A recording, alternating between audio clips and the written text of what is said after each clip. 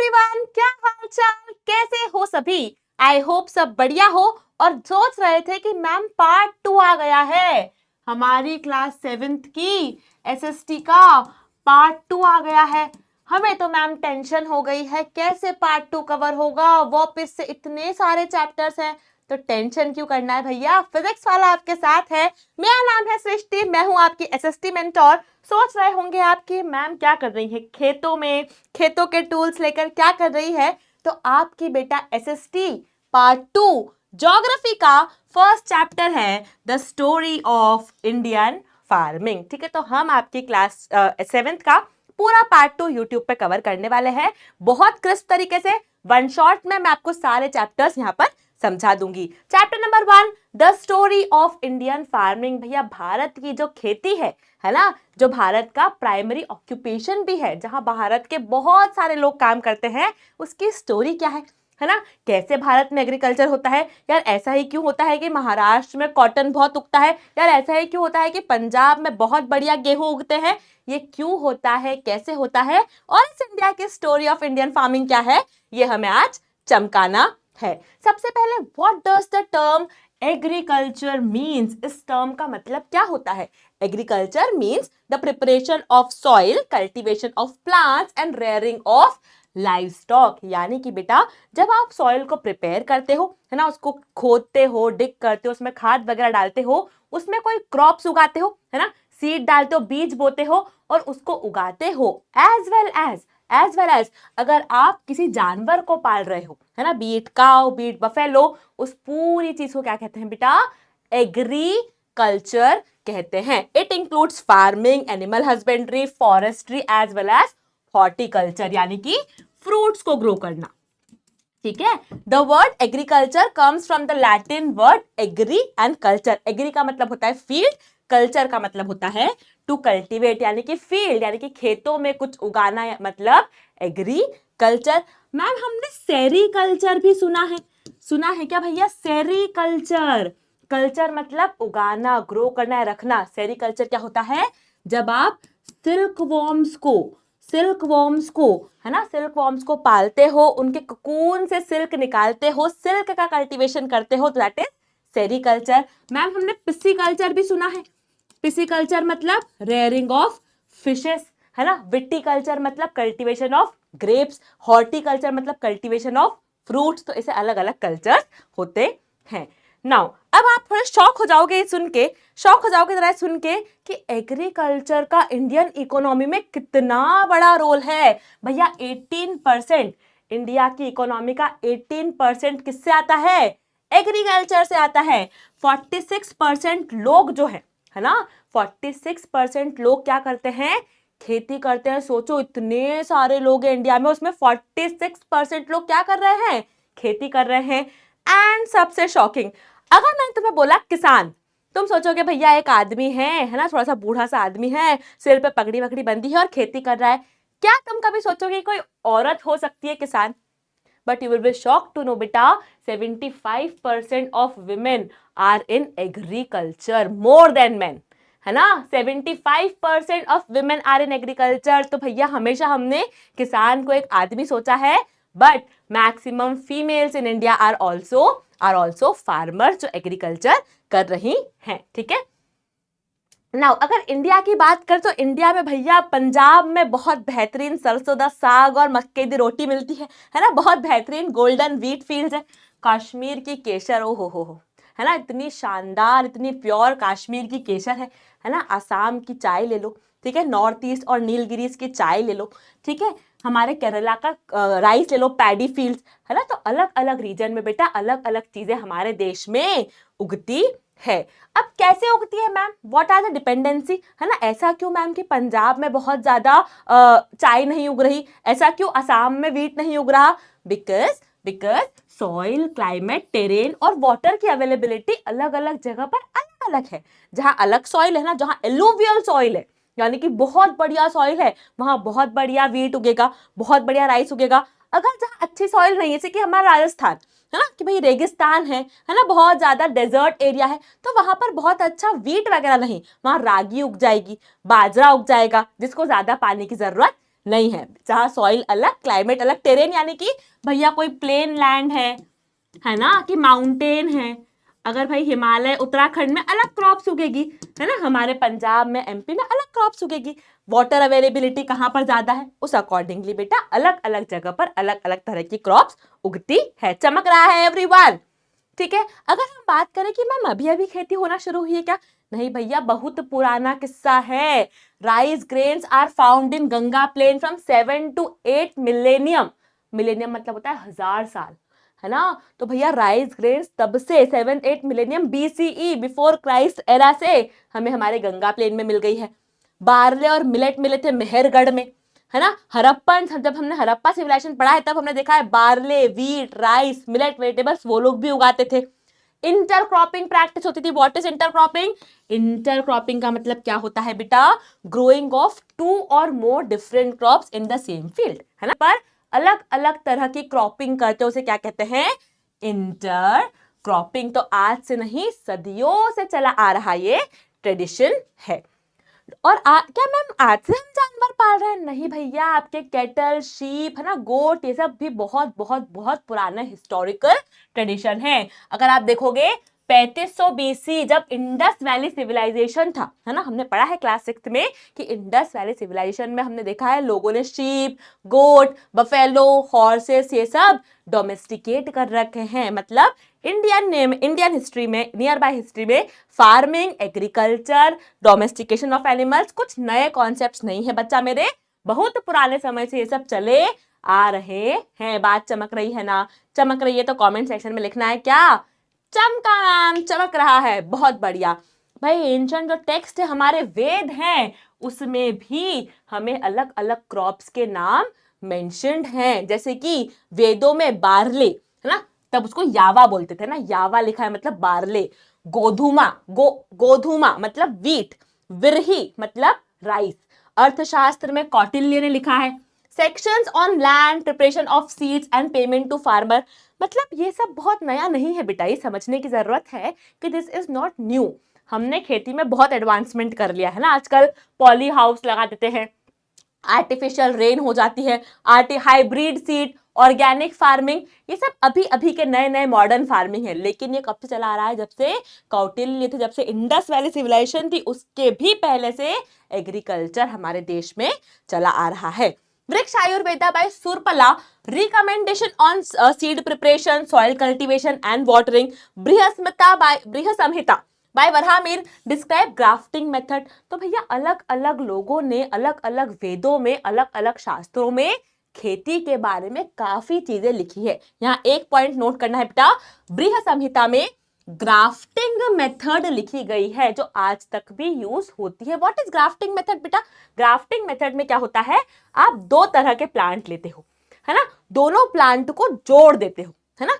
ये एक plant A लिया, प्लांट बी लिया, आपने किसी भी तरीके से दोनों प्लांट को आपस में जोड़ दिया। अब ये दोनों प्लांट का एक नया हाइब्रिड थर्ड प्लांट उगेगा, जिसमें इसकी भी क्वालिटीज होगी, इसकी भी क्वालिटीज होगी। तो एक हाइब्रिड नया प्लांट उगेगा, इसे क्या कहते हैं? ग्राफ्टिंग। जब आप बेटा join one plant with another to combine desirable trait like resistance to pest, sweetness of the fruit। जब आप दो चीजों को, दो पेड़ों को, दो फ्रूट्स के पेड़ों को, किसी को भी मिला के एक तीसरा हाइब्रिड पेड़ बनाते हो, उसे हम क्या कहते हैं? ग्राफ्टिंग। कहाँ लिखी है?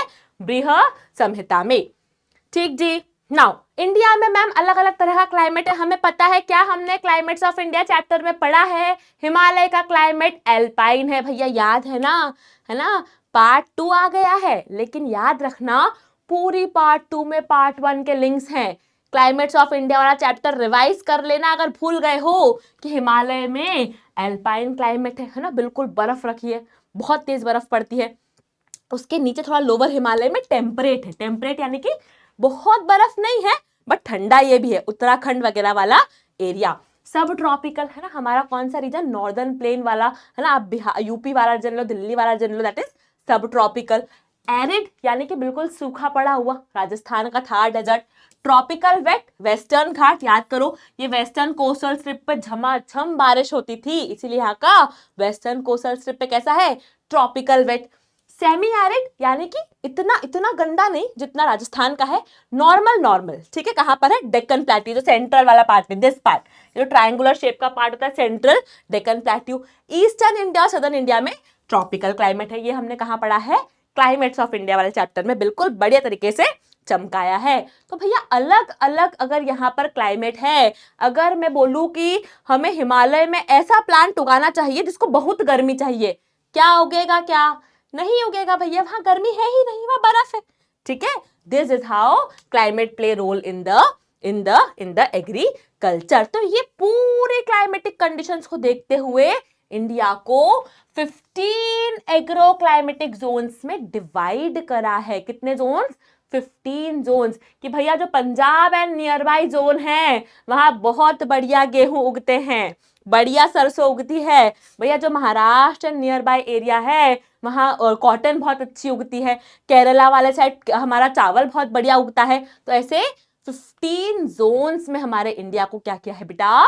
डिवाइड किया है ना। क्लाइमेटिक फैक्टर, सॉइल का टाइप, टेरेन, वेजिटेशन, ये सब देखते हुए इंडिया को 15 एग्रो क्लाइमेटिक जोन्स में डिवाइड किया गया है।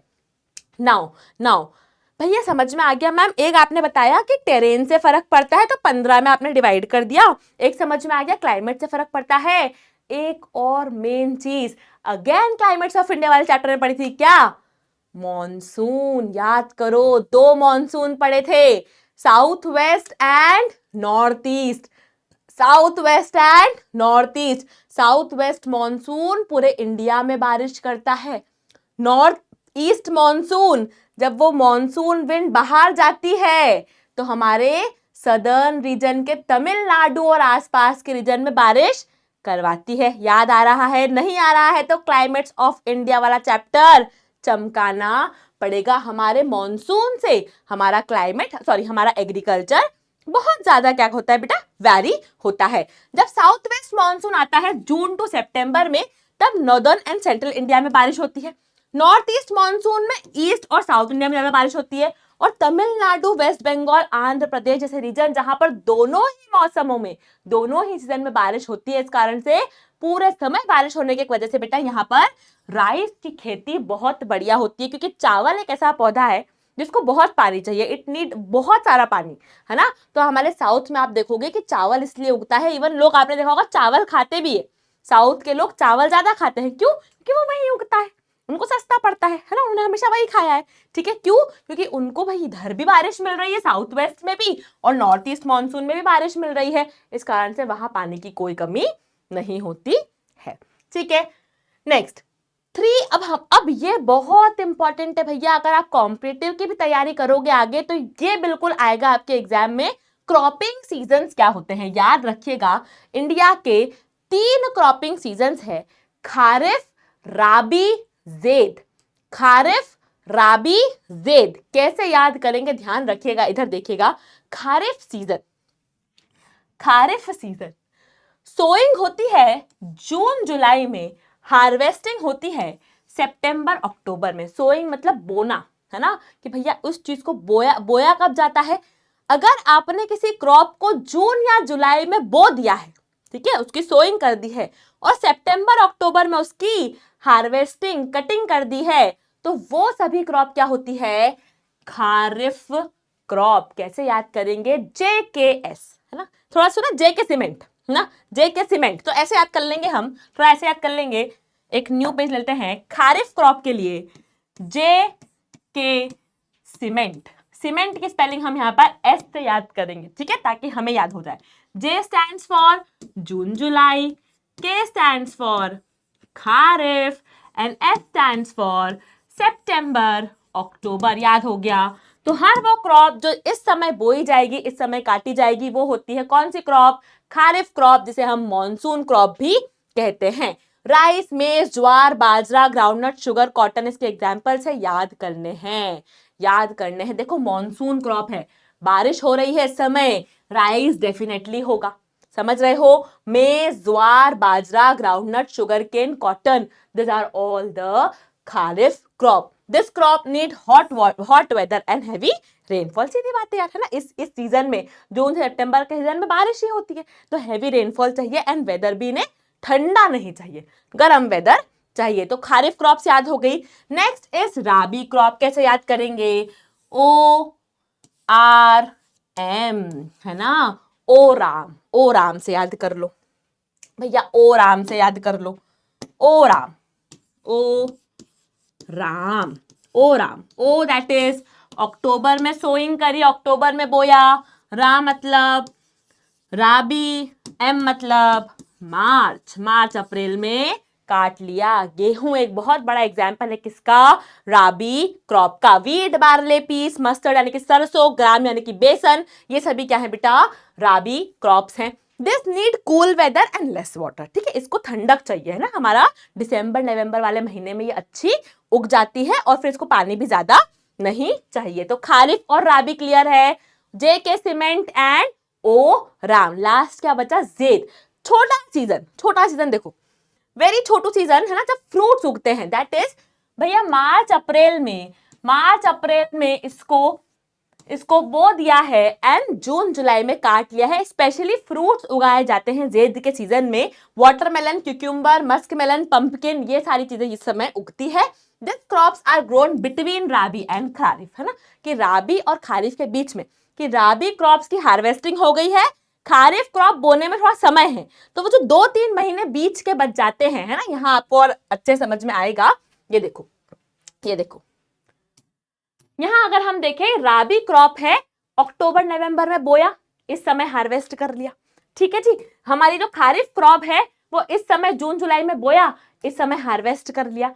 अब जो बीच का थोड़ा सा समय बचा, इस सीजन में क्या उगा देते हैं? जेद क्रॉप उगा देते हैं। कैसे याद करेंगे हम? कैसे याद करें? मजे, ऐसा कुछ बोलो, MZJ याद करना है, MZJ मजे करके कुछ याद कर सकते हैं हम क्या? MZJ, है ना, मजे, ऐसे याद कर लो भैया, मजे। थोड़ी स्पेलिंग हमें बनानी पड़ेगी खुद, मजे।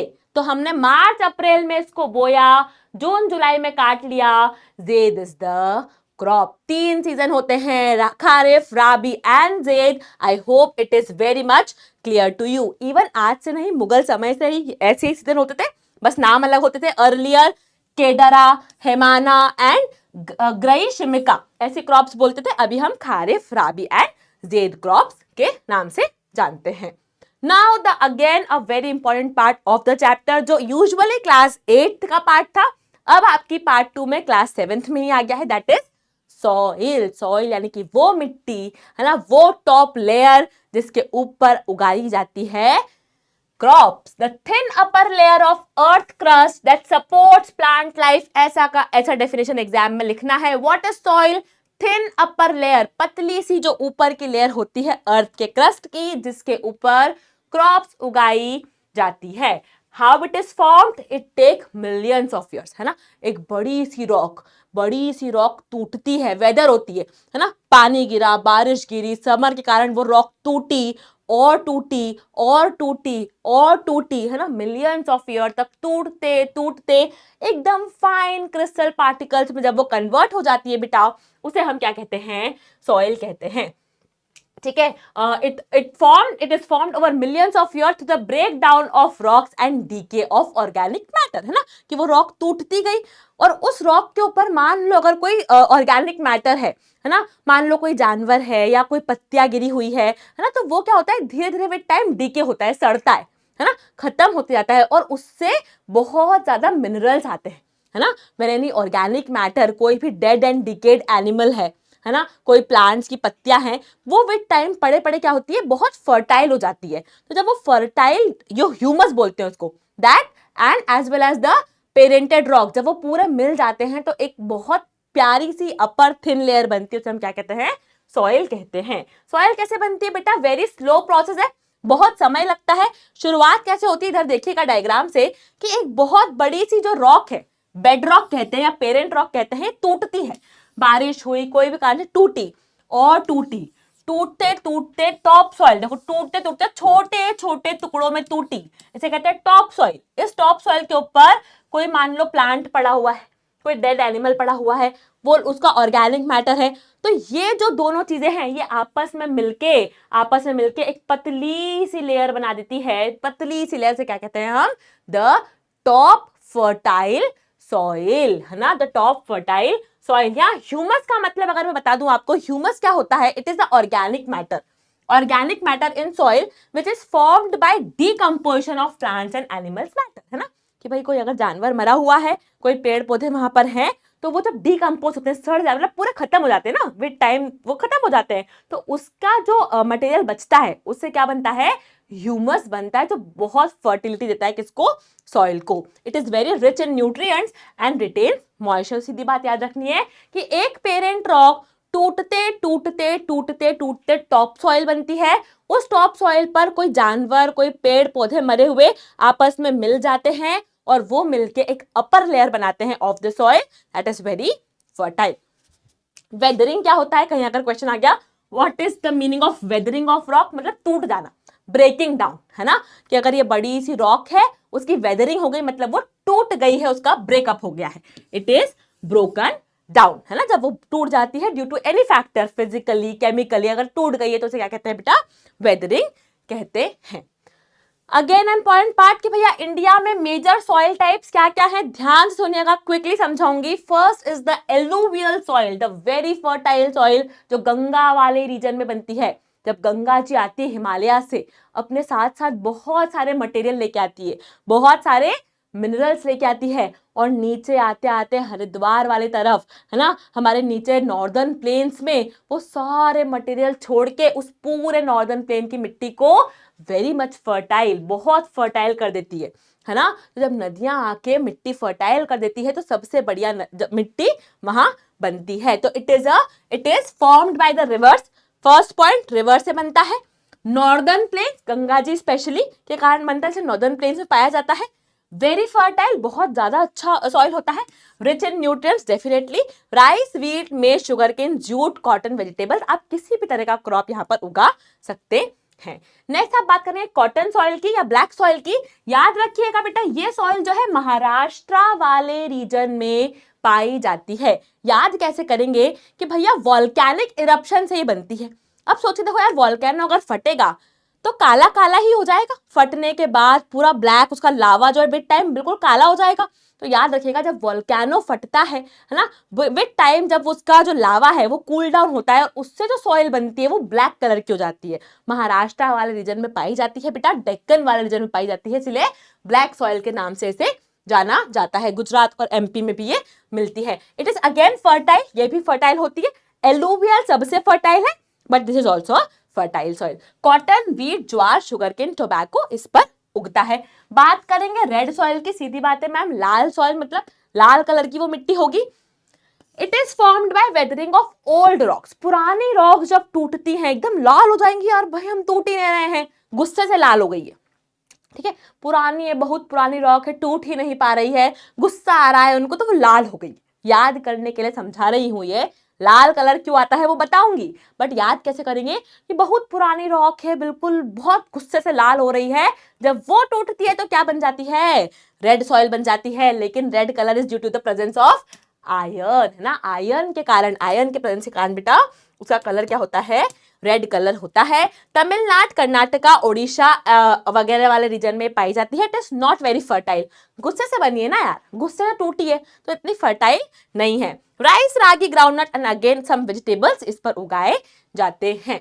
Next is the laterite soil. Laterite soil को ब्रिक अर्थ सॉइल भी कहते हैं। इस टाइप का जो है इसका टेक्सचर रहता है, आपने यूजुअली बहुत रीजन में देखा होगा, टी, कॉफी, है ना। हमारी लेटराइट सॉइल पर बेवरेजेस उगते हैं। याद रखिएगा, टी, कॉफी लेटराइट सॉइल पर उगते हैं। It is not very fertile soil, again not a very fertile soil. Formed by weathering of rocks bye rain, है ना, जब जो रॉक है, जो स्टोन है, जो पत्थर, जो चट्टान है, वो पानी, बारिश के कारण टूटती है, तब जो हमारी सॉइल बनती है दैट इज लेटराइट सॉइल। तो याद रखना है, laterite soil is formed because of rain, है ना, रेन के कारण जब हमारी रॉक टूटती है तो कौन सॉइल बनती है?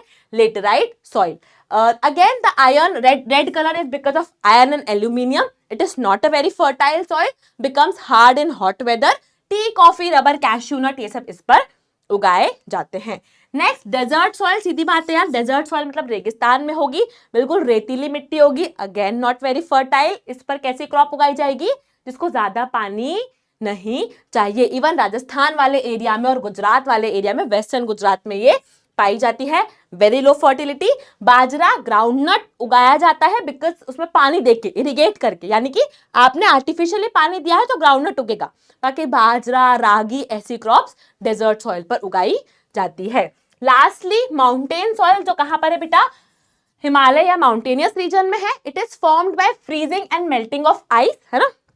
आइस के कारण ये फॉर्म होती है. थिन, रफ एंड रॉकी होती है. हिमालय रीजन में पाई जाती है बेटा. Tea, fruits and some vegetables यहाँ पर उगाए जाते हैं. I hope this is very clear, है ना, कि यहाँ पर हमारी एल्पाइन सॉइल है. कलर दिख रहा है? ब्लैक कर दूं?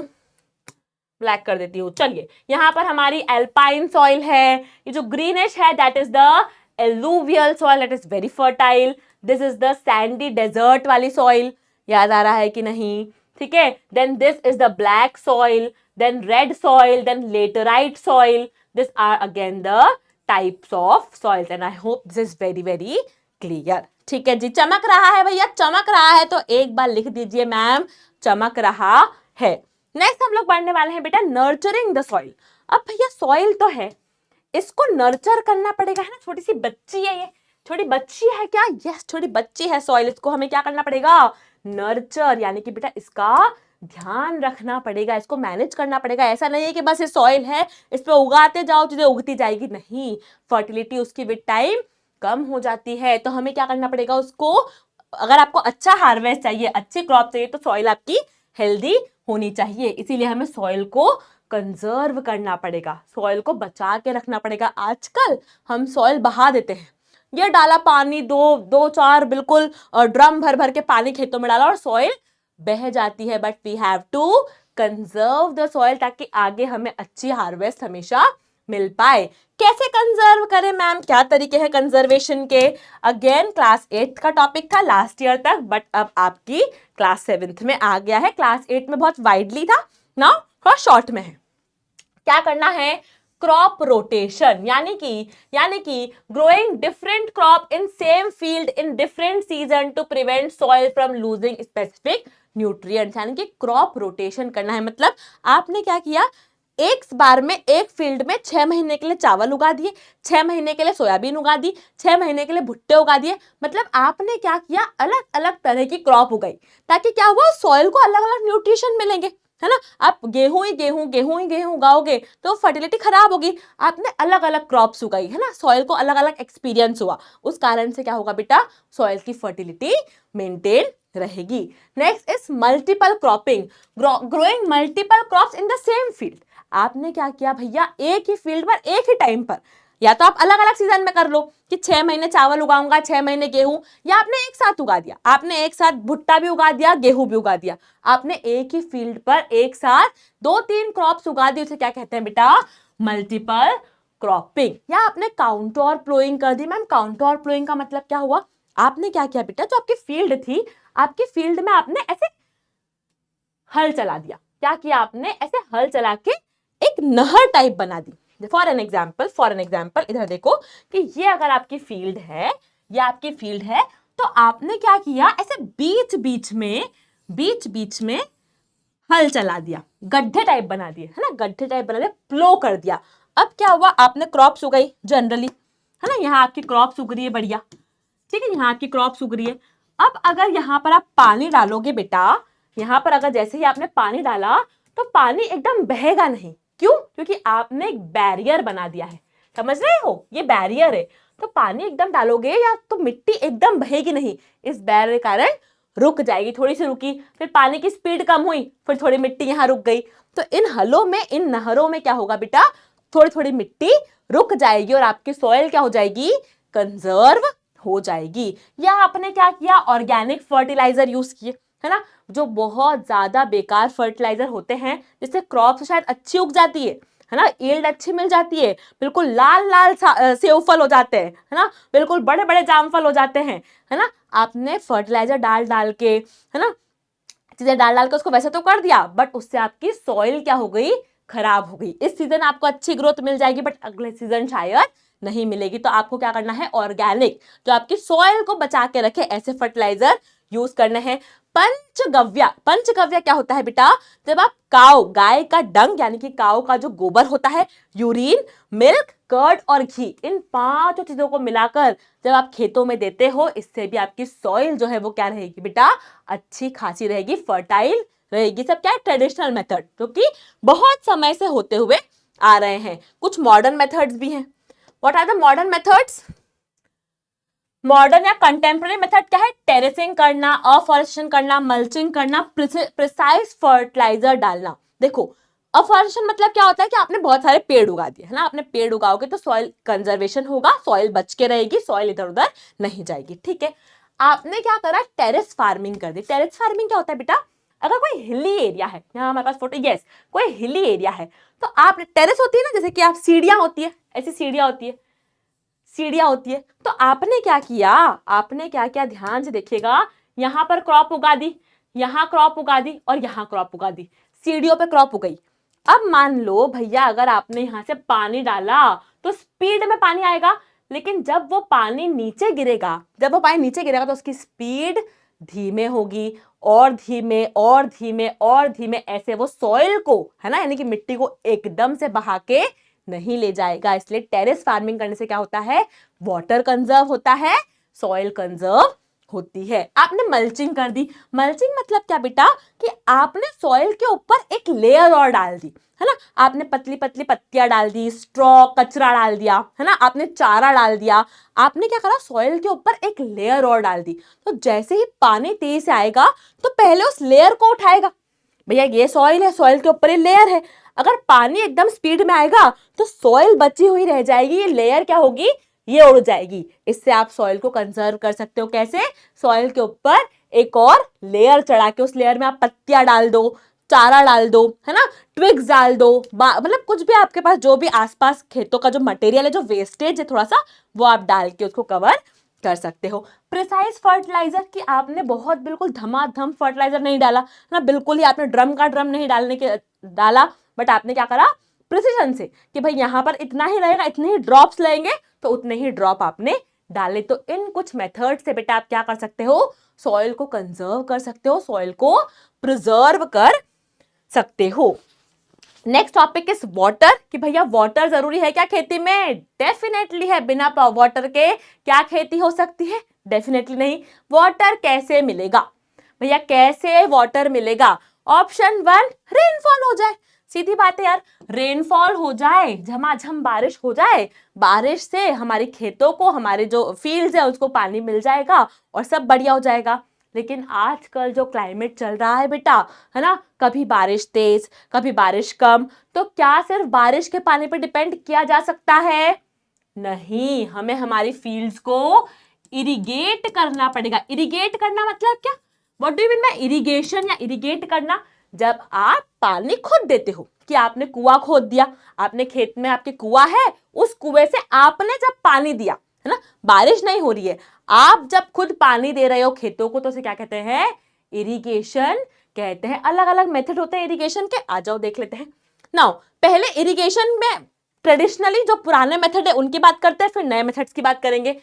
इरिगेशन क्या होता है? जब आप आर्टिफिशियल मेथड से, यानी कि आपने कुआं वगैरह बना के आर्टिफिशियली जब आपने पानी दिया, उसे क्या कहते हैं?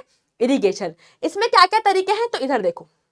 देखो, पहला है कि आपने कुंड बना दिया, कुआं बना दिया, अलग अलग नाम है अलग अलग जगह पर, कुंड, पोखर, कुल, कोलम, तगादम, सरागम, खादिन, इन सबका मतलब यही होता है कुआं, है ना। आपने कुआं बना दिया, आपने कुआं खोद दिया अपने खेत में, और उस कुएं की मदद से आप मोटर वगैरह लगा के पानी दे रहे हो। चलो, next is far system. What is far system? It is a community based irrigation in Maharashtra using small canals to divert the water of river। मतलब कि क्या हुआ बेटा, कि मान लो कोई रिवर जा रही है, कोई नदी जा रही है खेत के पड़ोस से, आपने क्या किया, आस पड़ोस के फार्मर्स ने मिलकर अपने अपने खेतों में छोटी छोटी नहरें बना दी। छोटे छोटे कैनाल्स बना दिए कि देखो तुम्हारा ये, मेरा ये, तुम्हारा ये। तो इस रिवर के पानी की मदद से इन सब के जो खेत है उसमें पानी जा रहा है। तो this is known as the paar system, जो महाराष्ट्र में फॉलो होता है। Next is bamboo drip irrigation. इसमें क्या होता है, नॉर्थ ईस्ट में यूज होता है बेटा। इसमें क्या होता है, देखो बैम्बू के पाइप लगा दिए, यहां से एक नदी जा रही है, नदी पे क्या लगाया, एक बैम्बू का पाइप लगाया, इस पाइप से इस पाइप में पानी आया, फिर एक और बैम्बू पाइप लगाया, एक और लगाया, एक और लगाया, और यहाँ खेत है। इस पाइप से देखो, इस वाले पाइप से पानी इसमें गया, फिर पानी ट्रैवल किया ट्रैवल किया ट्रैवल किया, फिर इसमें आया, फिर ट्रैवल किया ट्रैवल किया ट्रैवल किया, इसमें आया, ट्रैवल किया ट्रैवल किया ट्रैवल किया, इसमें आया, सीधे खेत में पानी आ गया। ये कहाँ यूज होता है, इन द नॉर्थ ईस्ट। या फिर Kallanai grand anicut, comment section में भैया जरूर बताइएगा, है ना।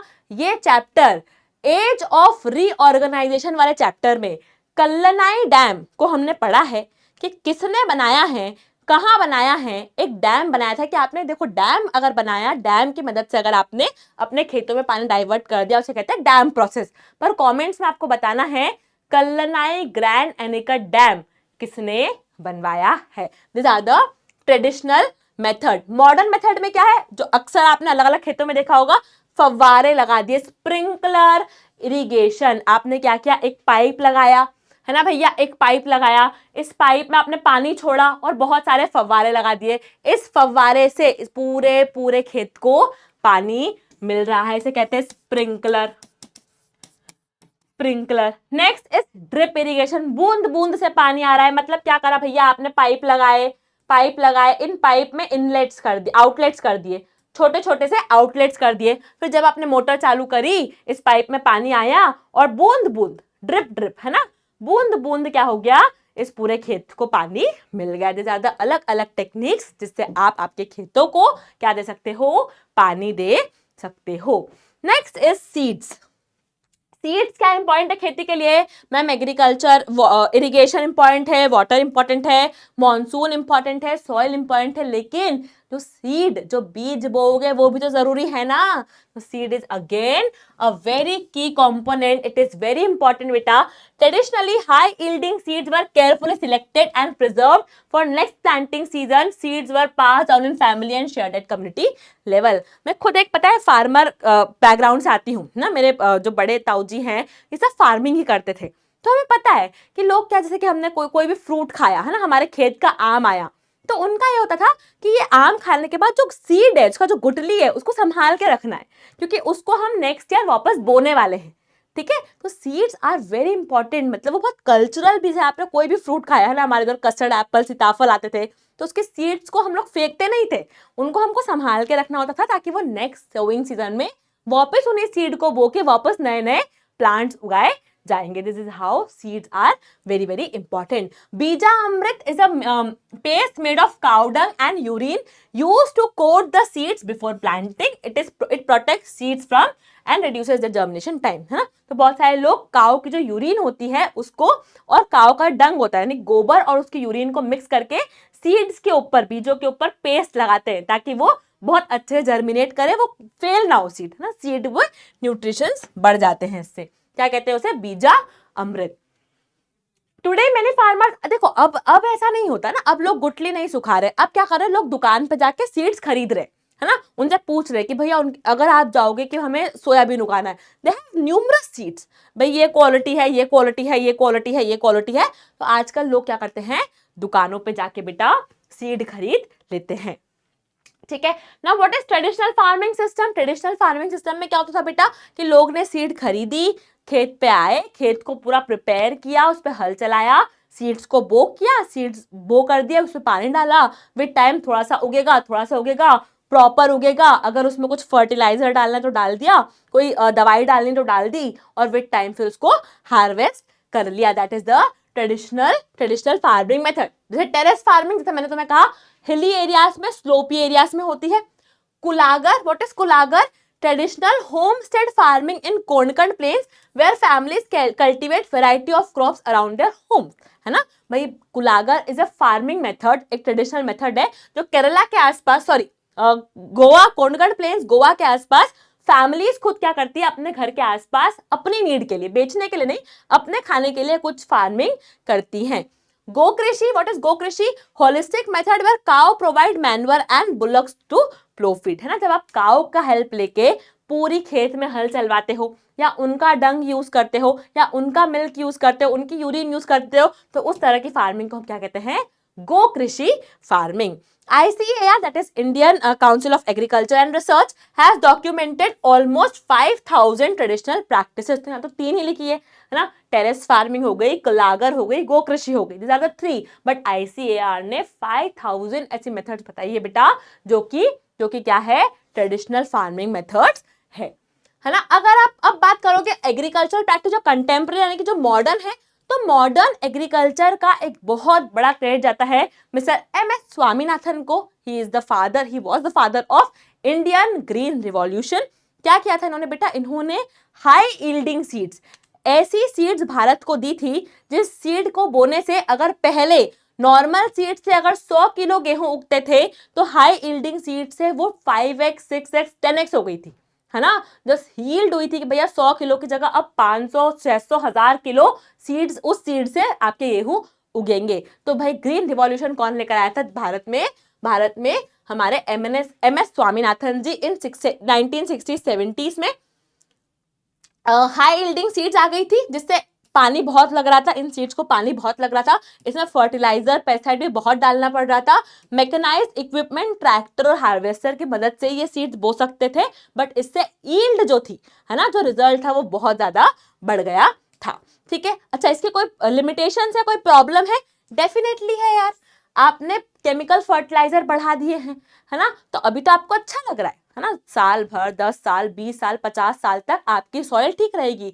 लेकिन सोचो कुछ समय बाद जब इतना फर्टिलाइजर हम डाल देंगे तो हमारी जो हमारी सॉइल है, जो हमारी मिट्टी, जो हमारी लैंड है, वो नॉर्मल भी सीड से हमें कुछ नहीं दे पाएगी. तो दिस हैज लिमिटेशंस कि भैया सॉइल जो है वो खराब हो रही है ना, ग्राउंड वाटर इतना पानी लग रहा है, इन सीड्स का इतना पानी लग रहा है कि पानी भी इवेंचुअली खत्म हो जाएगा. तो इसके भी क्या है बेटा? बहुत ज्यादा डिसएडवांटेजेस हैं. ठीक है. सस्टेनेबल पाथवेज, तो अब हमें क्या करना है? अब आप देखोगे कि लोग ऑर्गेनिक फार्मिंग कर रहे हैं. मैं रिसेंटली अभी कुछ ऑर्डर कर रही थी और उसमें था भिंडी, है ना. तो bhindi was normally I think 20 rupees for पाव भर normally, and then I saw the organic one for 30 rupees and I bought the organic one, है ना. Why? Because मुझे पता है कि उसमें फर्टिलाइजर एंड केमिकल जो सब कम है. ठीक है. तो ऑर्गेनिक फार्मिंग लोग कर रहे हैं जहां पर क्या हो रहा है बेटा? केमिकल फर्टिलाइजर को अवॉइड किया जा रहा है ना. काउ डंग हो गया, है ना, गाय के गोबर और नेचुरल मिनरल से, मैन्योर से खेती की जा रही है. ठीक है. नीम बेस्ड पेस्टिसाइड्स, जो हमारे नॉर्मल पेस्टिसाइड है जो खराब हार्मफुल नहीं है, वो यूज हो रहा है. Very very important. सिक्किम भैया पूरे वर्ल्ड का फर्स्ट 100% ऑर्गेनिक स्टेट बन चुका है भारत का सिक्किम, जहां कंप्लीटली क्या होती है बेटा? ऑर्गेनिक फार्मिंग होती है. Now global significant agriculture heritage system in India, FAO क्या है बेटा? It is a organisation of UN क्या करता है बेटा? अलग अलग चीजों को सर्टिफाई करता है ना. एक सर्टिफिकेट देता है globally significant agriculture heritage system. मतलब ये जो चीज यहाँ उग रही है ये बहुत बढ़िया है ना, ये तारीफ के काबिल है. उसको FAO क्या करता है? रिकॉग्नाइज करता है. तो हमारे इंडिया से 3 चीजें रिकॉग्नाइज है बेटा. Saffron farming of Kashmir is recognise. Odisha का इंटीग्रेटेड ट्रेडिशनल सिस्टम, मतलब ओडिशा में क्या होता है, लोग फॉरेस्ट को, जंगलों को और खेती को साथ साथ करते हैं, है ना, कि भाई जंगल है, उस जंगल में ही खेती भी करी, उस जंगल को भी क्या किया? प्रोटेक्ट करके रखा. तो इनका इंटीग्रेटेड सिस्टम है जहां पर forest as well as agriculture साथ साथ हो रहा है. कहां पर? ओडिशा को. इसको भी किसने रिकॉग्नाइज किया है? FAO ने रिकॉग्नाइज किया है.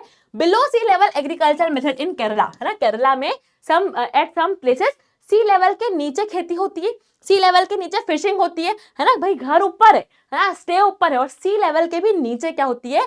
खेती होती है. उसे भी किसने रिकॉग्नाइज किया है? FAO ने रिकॉग्नाइज किया है. Finally we are just at the end of the chapter. ये क्या क्या रोल है गवर्नमेंट के in the agricultural sector.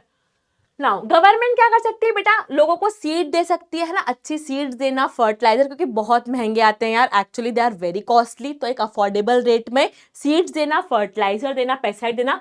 Weather की इंफॉर्मेशन देना, कब बारिश हो सकती है कब नहीं हो सकती है, कब आपको बीज बोना चाहिए, पूरी जानकारी देना, ठीक है। रिसर्च करना, इलेक्ट्रिसिटी के प्राइसेस लो करना, है ना, क्योंकि गरीब आदमी थोड़ा ना इतना पैसा देगा, मोटर लगती है पूरे खेत में पानी देने के लिए, तो इलेक्ट्रिसिटी लगती है, उसका पैसा रिड्यूस करना। प्रधानमंत्री फसल बीमा योजना, है ना, ऐसी स्कीम लाना कि अगर मान लो आपकी क्रॉप फेल हो जाए, है ना, खेती बिगड़ जाए किसी कारणवश, तो आपको सरकार कुछ पैसा देगी, उसका इंश्योरेंस करना। परचेसिंग इंपॉर्टेंट क्रॉप्स, है ना, और भाई फार्मर से क्रॉप्स खरीदना, है ना, फार्मर ने अगर गेहूं उगाए हैं तो उनको मार्केट में जाके नहीं बेचना पाए, सरकार ही उनसे खरीद ले, है ना, at MSP। Promotion of cold storage, है ना, वेयर हाउस का कोल्ड स्टोरेज का प्रमोशन करना। Again digital technology and special radio and TV programme, ना डिजिटल टेक्नोलॉजी लेके आना, नई नई टेक्नोलॉजियाँ, जिससे क्या हो सके एग्रीकल्चर और अच्छा हो सके, पूरी जानकारी रेडियो पे, टीवी पे, न्यूज़पेपर पर हर फार्मर तक पहुंचाना। Next is hydroponics. ये क्या होता है, एक नई मेथड आई है बेटा, जहां पर प्लांट्स को सॉइल की जगह वाटर में उगाया जाता है, this is known as hydroponics, जहां पर न्यूट्रिएंट रिच वाटर, है ना, बहुत अच्छा न्यूट्रिएंट रिच वाटर में आपने जब प्लांट्स को उगाया, क्योंकि देखो लैंड लिमिटेड है ना, लैंड बढ़ नहीं रही है, लोग बढ़ रहे हैं, तो अलग अलग तरीके अपनाने पड़ेंगे अब क्रॉप्स उगाने के। हर चीज अब लैंड पर नहीं उग सकती, कुछ चीजें पानी में भी उगानी पड़ेगी। तो जब आप न्यूट्रिएंट रिच पानी में चीजें उगाते हो, that is known as hydroponics. Now what are the challenges. उसके बाद भी, इतनी चीजें होने के बाद भी हम देखते हैं आए दिन किसान लोगों ने सुसाइड कर लिया, धरना चल रहा है, प्रोटेस्ट चल रहा है। क्या क्या दिक्कतें आज भारत के किसान को बेटा फेस करनी पड़ रही है। First is small land holding, है ना, बहुत कम कम लैंड बची है लोगों के पास, उतनी लैंड में उतना चीज उगाना जिससे पूरी फैमिली पल सके, इट इज वेरी डिफिकल्ट, ठीक है। Average land holding in India is about 3/4 Hector, है ना, तो एवरेज लैंड होल्डिंग अगर देखोगे तो एक फुटबॉल का जो ग्राउंड होता है उतनी ही फील्ड एक नॉर्मल किसान के पास, मिडिल क्लास किसान के पास है। अब उसमें सोचो कितना उगाएगा यार, वो समझ रहे हो ना। Land get divided among family members, small farms cannot earn much income, difficult to use tractors, है ना, तो डेफिनेटली यार बड़े बड़े फैमिली, जॉइंट फैमिली होती है ना, अब बंटवारे हो जाते हैं कि भैया इतनी लैंड थी तो 4 भाइयों में 4 हिस्से हो गए, तो वेरी स्मॉल लैंड होल्डिंग बचती है किसके पास, फार्मर के पास। सेकेंड इज क्लाइमेट चेंज, इतना गंदा क्लाइमेट है, कभी हैवी रेनफॉल हो रही तो कभी सूखा पड़ा है ना, climate change again a very big problem for the farmers. Next is water stress, है ना, पानी सूख रहा है भाई, यमुना नदी हम देख रहे हैं कितना पॉल्यूशन, गंगा नदी खराब हो रही है, इतना गंदा पानी हो रहा है ना, पानी खत्म हो रहा है, ग्लोबल वार्मिंग चल रही है, इतना वाटर स्ट्रेस है कि फार्मर्स को प्रॉपरली इरिगेशन के लिए भी पानी नहीं मिल पा रहा है। नेक्स्ट इज डेब्ट ट्रैप। व्हाट इज डेब्ट ट्रैप, कि लोग क्या होते हैं बेटा, किसान जो गरीब होता है वो क्या करता है, उधार ले लेता है मनी, है ना, किसी मनी लेंडर से, किसी उधार पैसा लिया, उस उधार पैसे बीज खरीदा, फर्टिलाइजर खरीदा, खेती करी। अब भगवान ना करे ऐसा हो किसी के साथ, बट वो खराब हो गया, है ना, वो खेती अच्छे से नहीं हो पाई, अब क्या होगा, अब उसको तो उधार चुकाना है, तो वो उधार चुकाने के लिए नया उधार लेगा, इससे ये उधार चुकाएगा, अब वापस खेती करनी तो फिर से उधार लेगा। तो डेट ट्रैप मतलब ये उधारी के ट्रैप से, उधार के जलजाल से भी हमारा जो फार्मर है बाहर नहीं आ पा रहा है। About 2300 for many farmers about 2300 per day abandon agriculture, है ना, कितने लोग छोड़ रहे हैं। अब सोचो भैया, सबने अगर छोड़ दी खेती तो क्या खाएंगे हम, है ना, this is again a very big problem. उसके अलावा और क्या चैलेंज है, non affordability of modern equipments, है ना, आपने ड्रिप इरिगेशन, स्प्रिंकलर इरिगेशन और मॉडर्न टेक्निक, ट्रैक्टर्स, है ना, ये सब अफोर्डेबल थोड़ा है, हर कोई नहीं खरीद सकता, है ना। Market challenge in selling products, आपने जिस चीज में उगाया है आपको उतना भाव मिलना चाहिए, आप जब बेच जाओ product, that is again a challenge. Inadequate income from diverse source like live stock, poultry and apiculture. अगर अलग अलग और चीजें भी करी, है ना, आपने पोल्ट्री, आपने हेन भी रख ली, आपने दूध भी बेचा, फिर भी उतनी इनकम आपकी यहाँ पर नहीं बनती है। तो this is all about the chapter agriculture. I hope आपको इंडियन स्टोरी ऑफ फार्मिंग, है ना, स्टोरी ऑफ इंडियन फार्मिंग एकदम अच्छे से चमका होगा। अगर लेक्चर चमक गया है भैया, कमेंट सेक्शन में लिख दीजिएगा चमका मैम, कोई डाउट्स हो तो भी कमेंट में डाल दीजिएगा, I will reply to you. Thank you so much everyone, bye bye, take care.